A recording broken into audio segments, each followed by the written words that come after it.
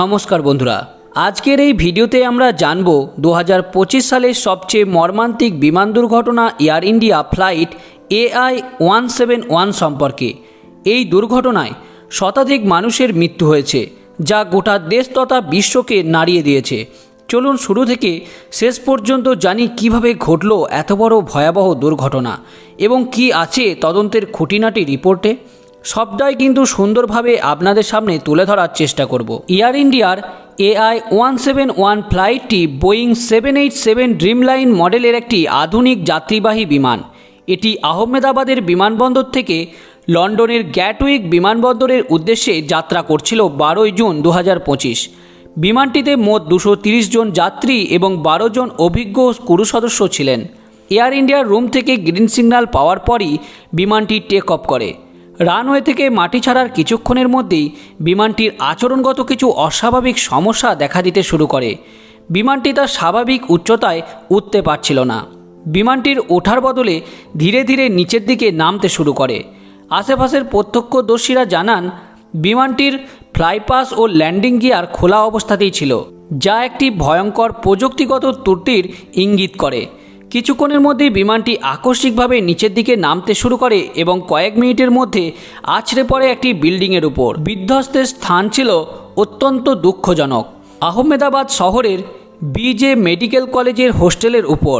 বিমানটির মধ্যে প্রচুর পরিমাণে জ্বালানি মজুদ থাকার জন্য সেটি আছড়ে পড়ার সাথে সাথেই ভয়ঙ্কর একটি বিস্ফোরণ ঘটে। মুহূর্তের মধ্যেই চারিপাশে আগুন ছড়িয়ে পড়ে। গোটা হোস্টেল ভবন ধ্বংসস্তূপে পরিণত হয়। এই বিমানটির মধ্যে 242 জন যাত্রী ছিল, যার মধ্যে 230 জন প্যাসেঞ্জার এবং 12 জন ছিলেন ক্রু মেম্বার।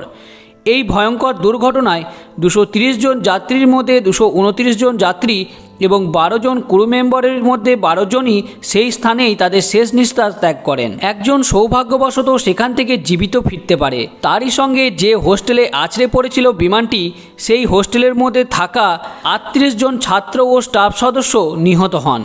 মোট মৃতের সংখ্যা এসে দাঁড়ায় 279 জন, যা স্বাধীন ভারতের ইতিহাসে অন্যতম মারাত্মক বিমান দুর্ঘটনা হিসেবে চিহ্নিত হয়েছে। তবে এই মৃত্যুর মিছিলে ঘটে এক অলৌকিক ঘটনা।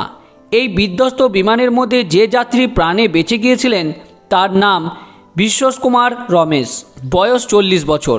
পেশায় তিনি একজন সফটওয়্যার ইঞ্জিনিয়ার। তিনি ব্রিটিশ নাগরিক হলেও তার পূর্বপুরুষরা ভারতে জন্মগ্রহণ করেছিলেন। বিশ্বাস বসেছিলেন বিমানের ডান পাশে, সিট নম্বর 11A-তে। তার বর্ণনায় জানা যায় বিমানটি আচমকা কাঁপতে শুরু করলে তিনি আতঙ্কিত হয়ে পড়েন। সিট বেল্ট খুলে দরজার কাছে চলে যান। জানালার পাশে দাঁড়িয়ে তিনি বুঝতে পারেন কিছু একটা বড়সড় বিপদ আসতে চলেছে।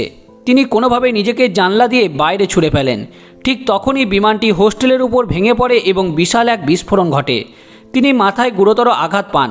শরীরের একাধিক স্থানে কেটে ছিঁড়ে যায়, কিন্তু আশ্চর্যজনকভাবে চিকিৎসকদের ভাষায় মিরাক্কেলভাবে তিনি বেঁচে যান।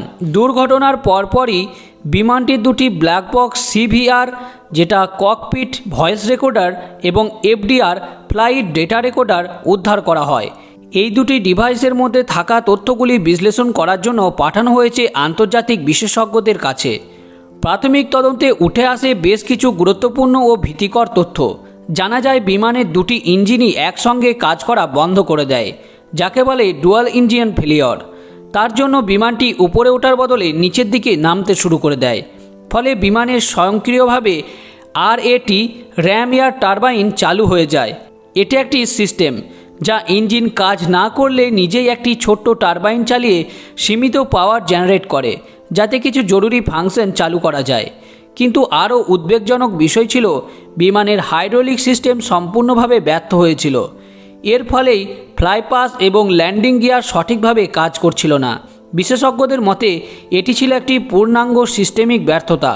এই মুহূর্তে ভারতের DGCA directorate general of civil aviation, মার্কিন যুক্তরাষ্ট্রের NTSB অর্থাৎ national transportation safety board FAA, federal aviation administration, Boeing company এবং ইঞ্জিন নির্মাতা GE অ্যাভিয়েশন একযোগে তদন্তে নেমেছে। বোয়িং ইতিমধ্যেই 787 সিরিজের সমস্ত বিমানের নিরাপত্তা পরীক্ষা শুরু করে দিয়েছেন। DGCA ভারতের মধ্যে সমস্ত 787 বোয়িং বিমানগুলিকে অবিলম্বে গ্রাউন্ড চেক করার জন্য নির্দেশ দিয়েছে। এদিকে ভারতের প্রধানমন্ত্রী নিজে ঘটনাস্থলে পৌঁছে দুর্ঘটনা পরিদর্শন করেন। তিনি হাসপাতালে যান একমাত্র বেঁচে যাওয়া যাত্রী বিশ্বাস কুমার রমেশকে দেখতে।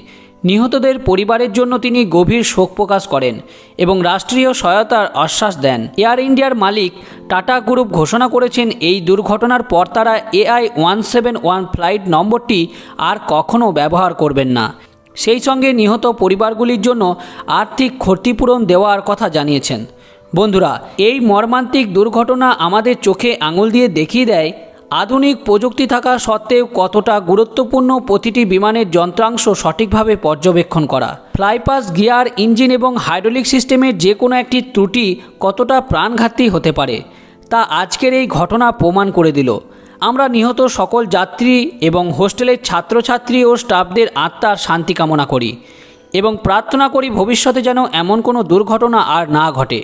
ভিডিওটি যদি আপনাদের তথ্যবহুল এবং প্রাসঙ্গিক মনে হয় তাহলে দয়া করে একটি লাইক করে দেবেন, বন্ধুদের সঙ্গে শেয়ার করতে ভুলবেন না এবং এই ধরনের আরও আপডেটগুলি পাওয়ার জন্য আমাদের চ্যানেলটিকে সাবস্ক্রাইব করে নেবেন। ধন্যবাদ।